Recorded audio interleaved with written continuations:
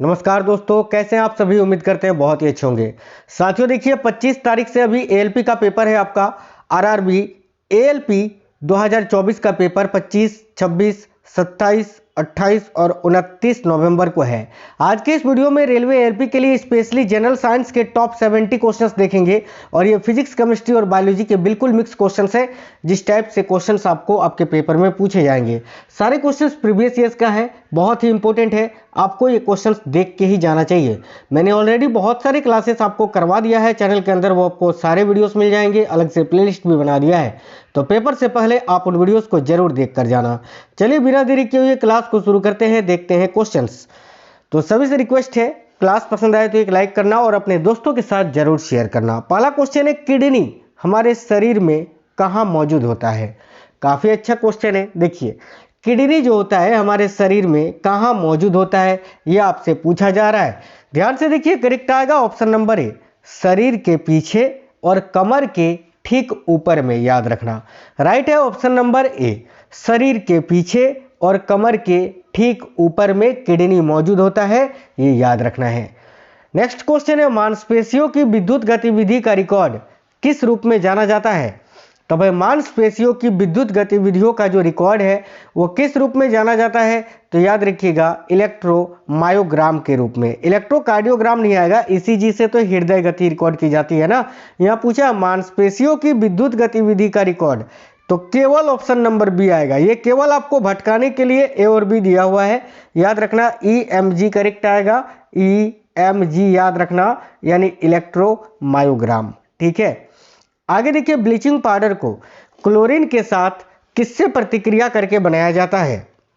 देखिए तब bleaching powder जो बनाया जाता है वो क्लोरीन को किसके साथ अभिक्रिया करके बनाया जाता है, तो याद रखना कैल्शियम हाइड्रोक्साइड के साथ। ठीक है, तो आप बताओगे sir option number A correct answer हो जाएगा इस क्वेश्चन का, बिल्कुल करेक्ट है, याद रखना। आगे देखिए, मरकत किससे बनाया जाता है। बड़ा ही प्यारा क्वेश्चन है, ध्यान से देखिएगा। मरकत ये किससे बनाया जाता है। याद रखिए, मरकत जो होता है ये किससे बनता है, तो बेरिलियम का बनाया जाता है। राइट है ऑप्शन नंबर सी, बेरिलियम से। अगला है, किडनी की समस्या के रोगियों के लिए अपोहन यानी डायलिसिस की प्रक्रिया में कौन से तत्व का प्रयोग सम्मिलित होता है। तो भाई ये जो प्रक्रिया होती है प्रसरण। याद रखना, प्रसरण इसको हम बोलते हैं, प्रसरण लिखा हुआ है, आप इसको प्रसरण बोल सकते हैं। ठीक है, याद रखिएगा। तो ऑप्शन नंबर सी इस क्वेश्चन के लिए करेक्ट आंसर होगा, या फिर इसको आप परासरण बोल सकते हैं, परासरण। ठीक है, परासरण याद रखना, परासरण। ठीक है, चलिए नेक्स्ट क्वेश्चन देखिए, निम्न में से क्षारीय धातु कौन सी है। काफी अच्छा क्वेश्चन है, देखिएगा इनमें से कौन सी धातु क्षारीय है। तो ऑप्शन नंबर ए में आपको सोडियम दिख रहा है ना, तो सोडियम जो है साथियों क्षारीय धातु में आता है। तो करेक्ट आंसर क्या होगा, ऑप्शन नंबर ए सोडियम। एक इलेक्ट्रॉन वोल्ट तुल्य होगा किसके, यानी एक इलेक्ट्रॉन वोल्ट का मान आपसे पूछा जा रहा है। बहुत ही प्यारा क्वेश्चन है। आप बोलोगे सर एक इलेक्ट्रॉन वोल्ट का मान कितना होता है, तो 1.6 गुने 10 का पावर -19 कूलम होता है। तो राइट आएगा ऑप्शन नंबर बी, 1.6 इंटू 10 का पावर -19 कूलम। याद रखना, ये मोस्ट इंपोर्टेंट क्वेश्चन है, बहुत ज्यादा पूछा जाता है। विद्युत बल्ब के चपड़े पर लगे टांके में क्या होते हैं। देखिए विद्युत बल्ब के चपड़े पर लगे टांके में क्या होता है, यह पूछा जा रहा है। तो आप क्या बताओगे यहाँ कि सर जस्ता होता है, जस्ता यानी जिंक होता है। राइट आएगा ऑप्शन नंबर ए, जस्ते के टांके लगे होते हैं, याद रखना, जस्ता करेक्ट आंसर होगा। नाइट्रोजन यौगिकीकरण के लिए जिम्मेदार बैक्टीरिया निम्न के जड़ में पाया जाता है। देखिए नाइट्रोजन यौगिकीकरण के लिए जिम्मेदार बैक्टीरिया जो है निम्न में से कौन से जड़ में पाया जाता है, तो भाई करेक्ट होगा सीबी पौधे के जड़ में। राइट है ऑप्शन नंबर सी, सीबी पौधे के जड़ में। काफी अच्छा क्वेश्चन है ये भी। अगला है, किसी चालक तार में विद्युत धारा का प्रवाह होता है किसके द्वारा। तो भाई किसी चालक तार में जो विद्युत धारा का प्रवाह होता है वो तो इलेक्ट्रॉन के द्वारा होता है, मुक्त इलेक्ट्रॉनों के द्वारा। राइट है ऑप्शन नंबर ए, मुक्त इलेक्ट्रॉनों के द्वारा, याद रखना। अगला है, टेट्राइथिलीन लेड पेट्रोल में क्यों मिलाया जाता है। तो देखिए टेट्राइथिलीन लेड जो होता है ये पेट्रोल में क्यों मिलाया जाता है, ये पूछा जा रहा है। राइट है ऑप्शन नंबर डी, अप स्पोस्ट। देखिए अप स्फोटक रोधी दर को बढ़ाने के लिए। तो राइट होगा ऑप्शन नंबर डी, याद रखिए। गैस ज्वाला का सर्वाधिक तप्त भाग क्या कहलाता है? तो भाई गैस ज्वाला का जो सर्वाधिक है ना, सर्वाधिक तप्त भाग होता है वो क्या कहलाता है? याद रखिए नीला भाग। ऑप्शन नंबर सी करेक्ट आएगा। गैस ज्वाला का सर्वाधिक तप्त भाग जो होता है वो नीला भाग होता है। आगे देखिए विभवांतर को मापने हेतु प्रयुक्त मापन यंत्र कौन सा है? तो देखिए विभवांतर को किससे मापा जाता है साथियों, ये पूछा जा रहा है। तो विभवांतर को वोल्ट मीटर में मापा जाता है, याद रखिए। Option number B voltmeter. निम्न में से किस युक्ति द्वारा रासायनिक ऊर्जा विद्युत ऊर्जा में रूपांतरित होती है? तो रासायनिक ऊर्जा का विद्युत ऊर्जा में रूपांतरण किसके द्वारा होता है? देखिए काफी अच्छा क्वेश्चन है। कोई भी सेल हो, कोई भी बैटरी हो, वो रासायनिक ऊर्जा को विद्युत ऊर्जा में बदलता है, यानी शुष्क सेल, इसके अलावा लेकांशी सेल या वोल्टीय सेल, ये सभी। ऑप्शन नंबर डी करेक्ट है। देखिए नेक्स्ट क्वेश्चन है, मेन फ्रेम या सुपर कंप्यूटर को एक्सेस करने के लिए प्रयुक्त प्राय होता है किसका? तो मेन फ्रेम या सुपर कंप्यूटर को एक्सेस करने के लिए प्रयुक्त प्राय किसका उपयोग किया जाता है? तो साथियों टर्मिनल का उपयोग होता है ना। देखिए करेक्ट आंसर हो जाएगा ऑप्शन नंबर ए टर्मिनल। एक आध क्वेश्चन आपसे कंप्यूटर का भी पूछा जा सकता है। आगे देखिए इनमें से कौन सा इंटरनेट पर व्यक्तिगत संप्रेषण का साधन नहीं है? तो भाई व्यक्तिगत संप्रेषण यानी एक दूसरे से कांटेक्ट करना, तो इनमें से कौन सा साधन है जो इंटरनेट पर व्यक्तिगत संप्रेषण का साधन नहीं है, ये पूछा जा रहा है। तो देखिए चैट से भी आप संपर्क कर सकते हैं, इंस्टेंट मैसेजिंग से भी कर सकते हैं और इलेक्ट्रॉनिक मेल यानी ईमेल से भी कर सकते हैं, लेकिन देखिए इंस्टानोट से नहीं कर सकते हैं। तो option number C correct answer होगा। आगे देखिए मानव नेत्र द्वारा किसी वस्तु का प्रतिबिंब कहाँ बनता है? तो मानव नेत्र के द्वारा वस्तु का प्रतिबिंब कहाँ बनेगा? रेटिना पर बनता है ना, राइट है ऑप्शन नंबर डी रेटिना। आगे देखिए दूरदृष्टि एवं निकट दृष्टि दोष, दोनों दोष पर किस प्रकार के लेंस का प्रयोग किया जाता है? तो भाई दूरदृष्टि और निकट दृष्टि दोनों में जो है ना अवतल लेंस और उत्तल लेंस का प्रयोग होता है। करेक्ट आएगा ऑप्शन नंबर सी ए और बी दोनों। आगे देखिए नेक्स्ट है, देखिए मेढक स्थल और जल दोनों में रहने योग्य है, यह श्वसन करता है किससे? तो देखिए मेढक उभयचर में आता है साथियों, उभयचर में मेढक है ना। और मेढक जब पानी में रहता है तो गिल्स से यानी गलफड़ा से सांस लेता है, और जब वो स्थल में रहता है तो त्वचा से, यानी दोनों से ही जो है श्वसन करता है मेढक। ऑप्शन नंबर एक करेक्ट आएगा, गिल, गलफड़ा तथा त्वचा दोनों से। रुधिर का एक महत्वपूर्ण कार्य क्या होता है? तो रक्त का एक महत्वपूर्ण कार्य क्या होता है? मानव शरीर का तापमान स्थिर करना, राइट है ऑप्शन नंबर ए।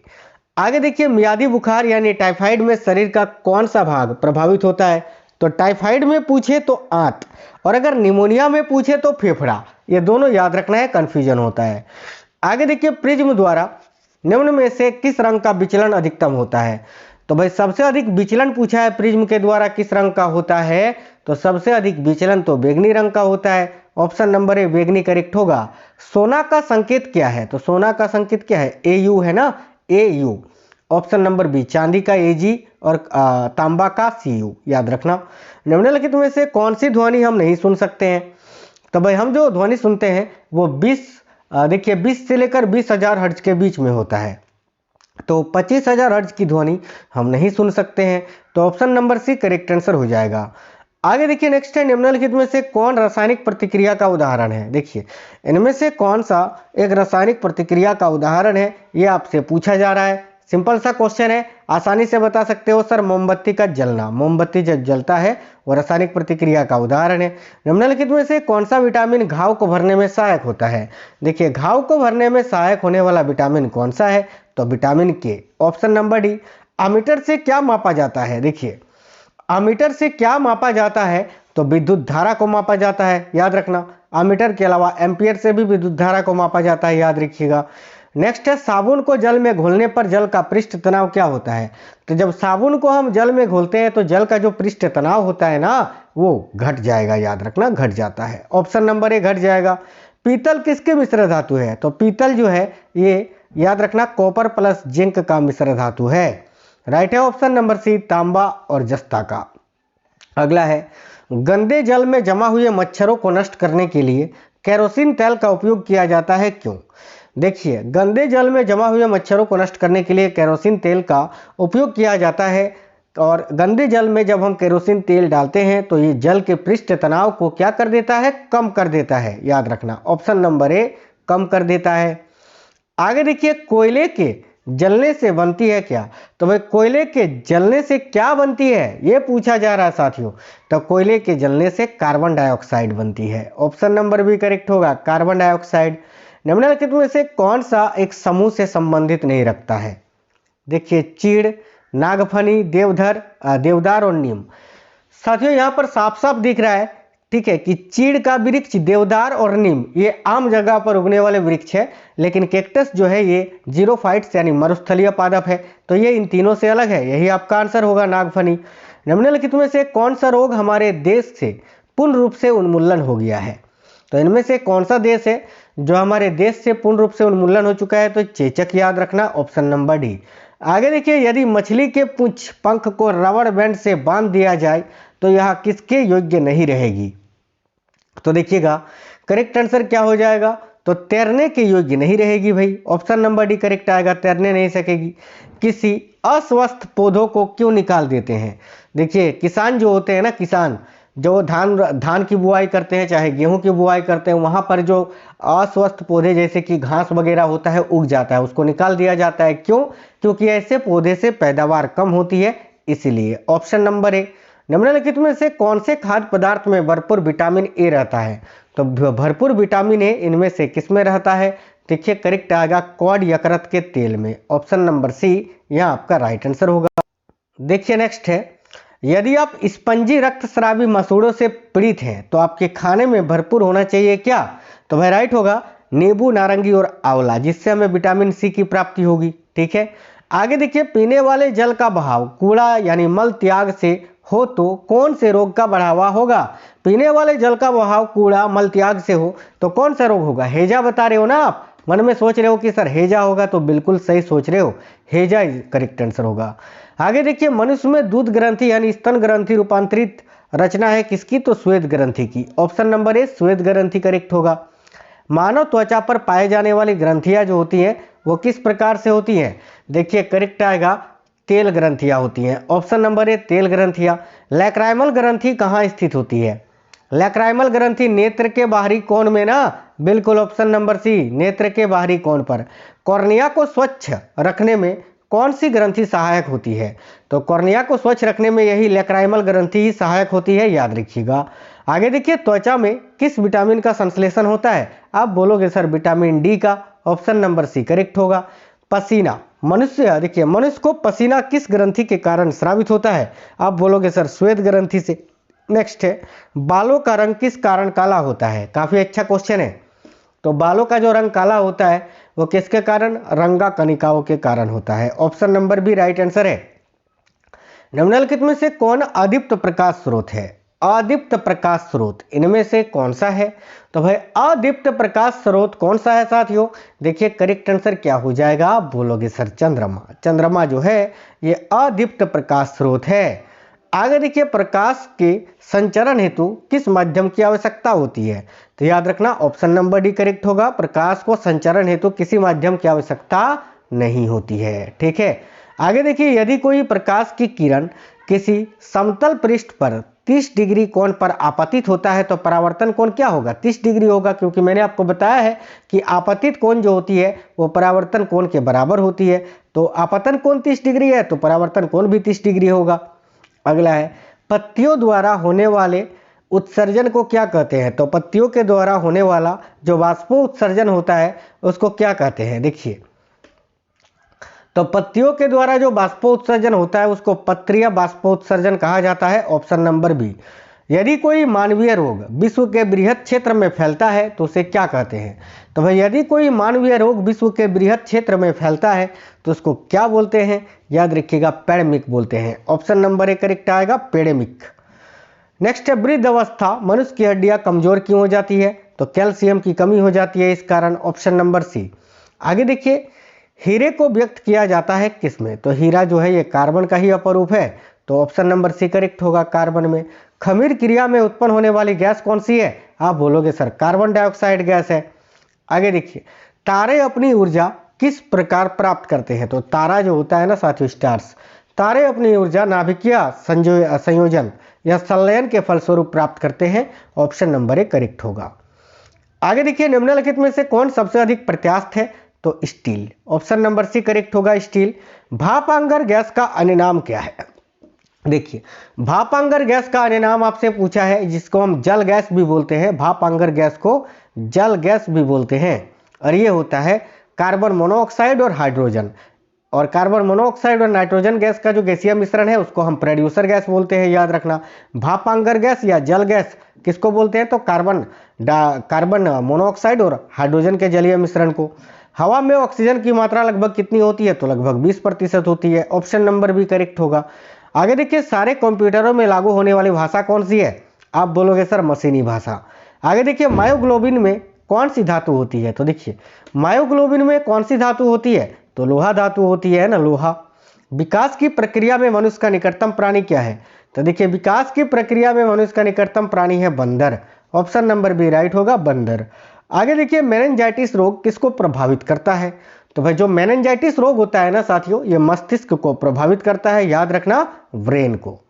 नेक्स्ट है, विद्युत हीटर के सहायक तत्व क्या होते हैं?